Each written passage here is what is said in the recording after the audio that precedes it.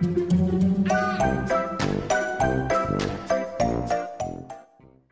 guys, Sandy here. Welcome back to the channel. Today I'm playing with some fun Brutus Monroe products and scrapbooking. Big surprise, a photo of Cinderella Castle in Walt Disney World. So I'm going to use some fun Chroma Glazes. I have purple, coral, lime, and silver.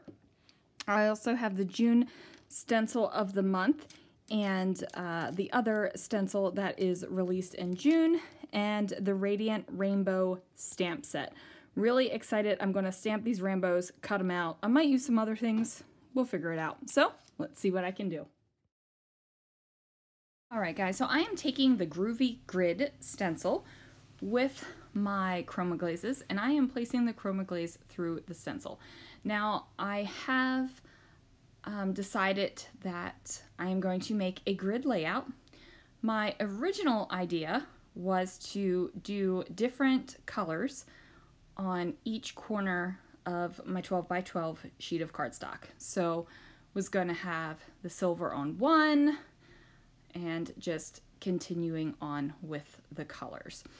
Now ultimately I decided to go a different route, and not because I thought this looked bad at all. I actually think that that's really cool, but I thought, how cool would it be if I cut apart the stenciled areas of the Groovy Grid and then rebuilt them and kind of like quilted it together almost.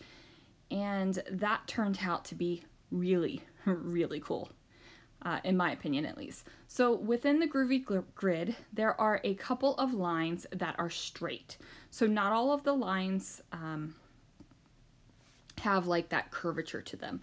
So what I did was went ahead and cut out each of the Groovy Grid areas, and that gave me 9 pieces. So these, you can see where they fall apart and get cut together. So I piled up everything into piles so that I could just grab one of each color and put it down on my black sheet of cardstock. So what I did was just make sure that as I was putting these down, what was going to happen was they were all going to match up, so that even though the colors are different and they're kind of like changing around, when you looked at it, it would look like the entire Groovy Grid was one huge stencil. So that was my plan, at least. And I think it turns out. And then the only thing I did was make sure that I did not have the same color next to each other. So I didn't want to have the greens next to each other. I didn't want to have the silvers next to each other. Now, if they're diagonally from each other, like those two green rectangles that I just did, where one is vertical and one is horizontal, I was totally okay with that. I just didn't want the colors directly next to each other. And this turns out, this ends up being a pretty good like randomized pattern. And then you can see sometimes I wasn't really paying attention to where the Groovy Grid kind of matched up, and I just had to move things around a little bit. So like I said, this just was a lot of fun to do. It's kind of like doing a puzzle, but you make the rules for the puzzle. It's just a lot of fun.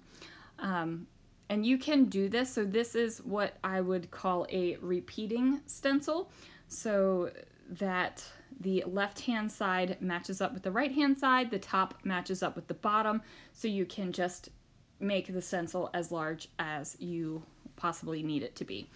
Now, in the beginning, I told you guys I was gonna scrapbook a photograph of Cinderella Castle, and I decided that this kind of color scheme reminded me a little bit more of Toy Story than the castle. And there is a ride in Toy Story Land that is the Green Alien ride. I don't remember what it's called, but it totally felt that way to me. So I grabbed the other stencil, and its name is escaping me at the moment, guys. Hold on. Paint It Rainbow, the Paint It Rainbow stencil.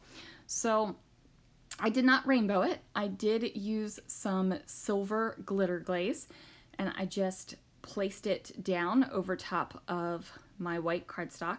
Now I did tape the edges of that stencil because I did not want any of the white on either end of it to accidentally get some glitter glaze on it. So this was my way of protecting it. So I matted that on a very thin mat of black cardstock because I do have the very thin black lines in the background. And then I went ahead and also matted my photograph on black cardstock. And I just feel like the consistency across the layout kind of brings everything together.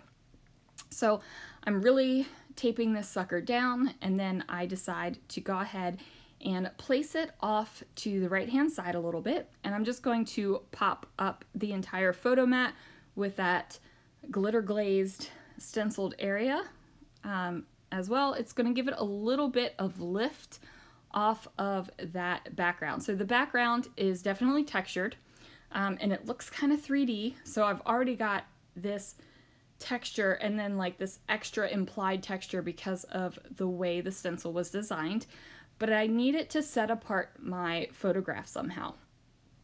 So I have the alien photo, I chose just one, where he's going off to the side, and then I went ahead and placed him down. I also colored a couple of stamped images. This is also a Brutus Monroe stamp set. It is the Space Flight, I think so. Anyway, guys, thanks for watching, and I will see you again real soon for another video.